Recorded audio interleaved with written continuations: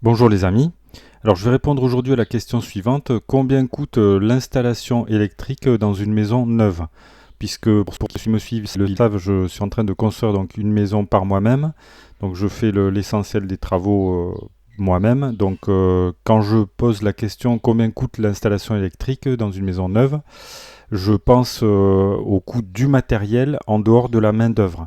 Alors je vais vous dire en gros combien moi j'ai dépensé. Donc là je viens de repasser encore une commande aujourd'hui chez 123 Elec, qui est un des sites les plus compétitifs pour l'achat de matériel pour l'électricité dans les maisons ou dans les appartements, etc. Donc c'est un site qui est très très bien achalandé, très bien noté, très compétitif. Alors sachant que on peut évidemment, il y a toujours de la compétition entre les différents sites de vente de matériel sur Internet. En cherchant, évidemment, on peut toujours trouver des compétiteurs qui vont avoir des produits moins chers.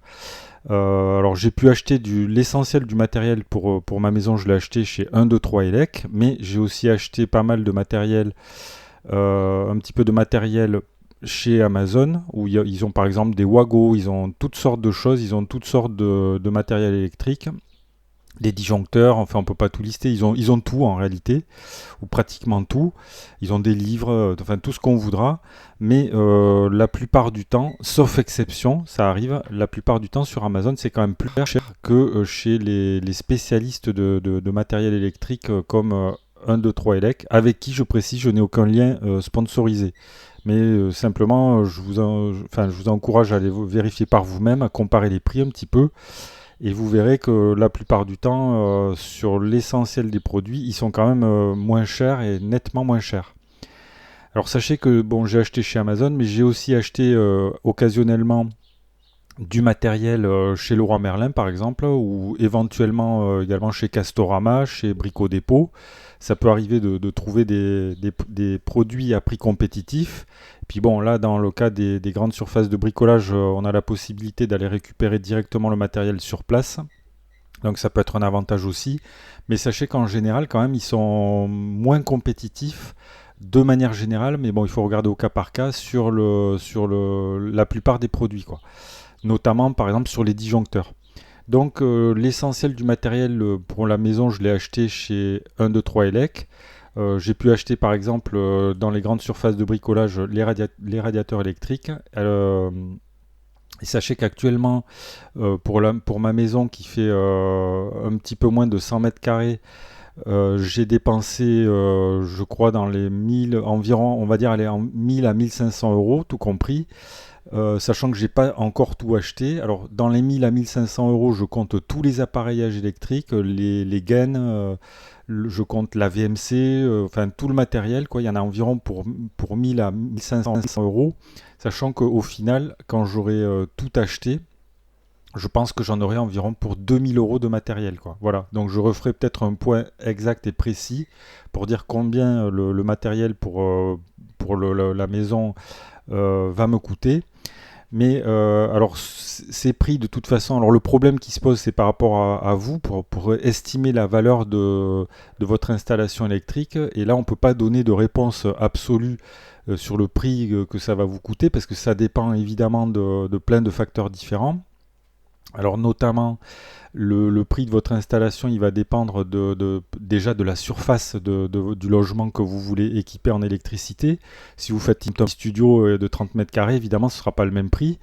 Et puis, ça dépend aussi on va dire, du degré de sophistication de votre installation, du nombre de prises que vous choisissez d'installer, parce que vous pouvez faire soit une installation dernier cri avec de la domotique, avec des prises en grande quantité, en grand nombre, avec des gadgets. En fait, on peut ajouter toutes sortes de petits gadgets qui, au final, vont chiffrer, vont faire augmenter considérablement le montant de la facture. Moi, par exemple, dans les chambres, j'ai voulu mettre, j'ai des boutons poussoirs dans toutes les chambres, donc il faut acheter du matériel spécifique. Ou j'ai voulu installer des liseuses, par exemple, dans les chambres. Donc ça, c'est quelque chose qui coûte quand même assez cher. Puis j'ai mis des prises autant que possible pour pas être embêté. Mais vous pouvez aussi, si dans votre cas, peut-être vous n'avez pas envie d'avoir quelque chose de très sophistiqué, vous voulez faire une installation la moins chère possible, et dans ce cas-là, vous pouvez faire quelque chose de tout à fait minimaliste, avec juste je sais pas, un point de centre, un interrupteur, enfin juste en respectant la norme minimale de la norme NFC 1500 au niveau des appareillages. Et évidemment, au final, vous vous trouverez avec un montant d'équipement bien plus faible que ce que moi j'ai ici. Donc ça dépend, c'est au cas par cas, il faut calculer. Également, je précise que vous avez parmi les différents matériels électriques, il y a, vous pouvez choisir des marques, par exemple Legrand typiquement. Vous pouvez choisir Schneider. Alors moi j'ai choisi du Schneider pour tout ce qui est les commandes en réalité.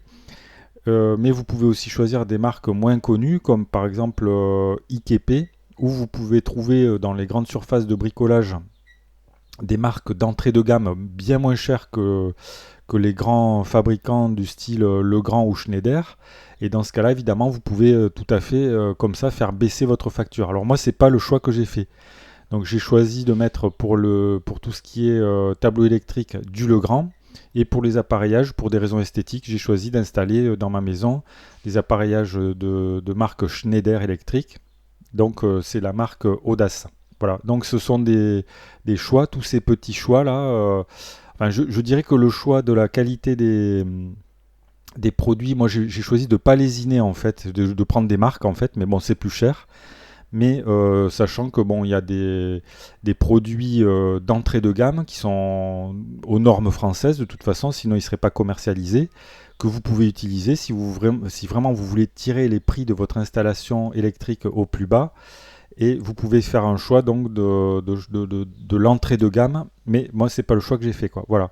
Et donc en fonction de ces différents critères, c'est-à-dire en fonction de la surface de votre logement, en fonction des fantaisies, on va dire que vous voulez, du nombre de prises, de tous ces petits détails, ben votre budget il sera variable, il peut varier on va dire du simple au triple, hein, à la limite au mètre carré quoi. Donc pour moi, le montant total, ça va se chiffrer pour ma maison qui fait un petit peu moins de 100 mètres carrés à 2000 euros pour le matériel, hors main d'œuvre, je précise bien, donc que le matériel. Et donc ça vous donne, vous voyez, un petit aperçu du prix de revient donc d'une installation électrique quand on fait l'installation électrique par soi-même dans sa maison. Donc voilà les amis ce que je voulais vous dire aujourd'hui. Alors je précise que, alors par exemple, vous voyez un exemple pour illustrer le fait que les prix peuvent être très variables selon les choix de marques que vous pouvez faire. Par exemple, vous voyez ici, pour faire l'étanchéité à l'air des gaines électriques, on peut choisir de mettre des embouts à l'intérieur des gaines. Et donc par exemple, il y a la marque Schneider qui fait des capuchons d'étanchéité à l'air. Ici, vous voyez que par exemple là on a un capuchon qui coûte 52 centimes le capuchon.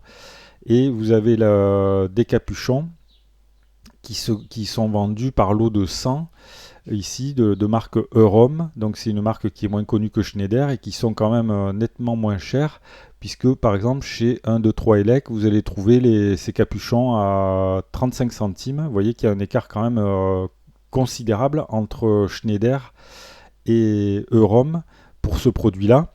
En tout cas, donc peut-être pas 50%, mais peut-être environ 40%, c'est 40% plus cher pour la marque Schneider.